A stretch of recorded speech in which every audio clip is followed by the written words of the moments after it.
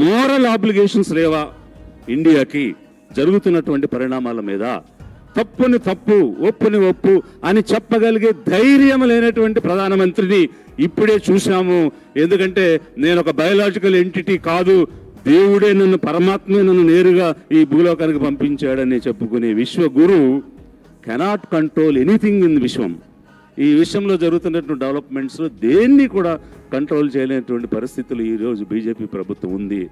ఇది మరి దేశం కోసమా, జాతి కోసమా, లేకపోతే తనకు అన్ని రకాలైనటువంటి అవకాశాలు, సదుపాయాలు కల్పించేటువంటి అదాని కోసమా? అది కరప్షన్ కాదా? ఒక క్రోనీ క్యాపిటలిజం అనేది కరప్షన్ కాదా?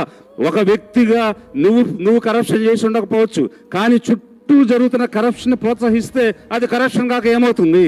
జనం అర్థం చేసుకోవాలి. మనం 2014లో కరప్షన్ పెరిగిపోయిందని చెప్పి ప్రభుత్వాన్ని మార్చినప్పుడు ఈ రోజు కరప్షన్, ఆ రోజు కరప్షన్ మనం కంపేర్ చేసుకోవాలి. ఈ రఫేల్ డీల్ చేసినటువంటి సందర్భంలో కేవలం అతి తక్కువ ధరకి అప్పుడున్నటువంటి ప్రభుత్వం కొనటానికి డీల్ చేస్తే దానికి 5 రెట్లు 6 రెట్లు పెంచి ఈ ప్రభుత్వం వచ్చిన తర్వాత అవే విమానాలు అదే కంపెనీ నుంచి కొన్న విషయాన్ని ఫ్రెంచ్లో ఉన్నటువంటి ప్రభుత్వం క్లియర్గా చెప్తూ ఉన్నది.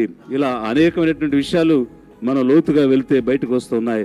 ఒకవైపు డొమెస్టిక్గా ఎట్లాంటి డెవలప్మెంట్ కనిపించడం లేదు, మరొక వైపు అంతర్జాతీయంగా మన గుర్తింపు, గౌరవం లేనటువంటి పరిస్థితి వచ్చింది.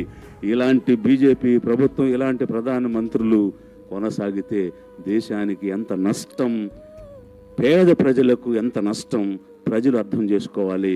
ఇది పూర్తిగా స్లోగన్స్ అండ్ బ్రాండింగ్ తప్ప నో డెవలప్మెంట్, నో అప్లిఫ్ట్మెంట్.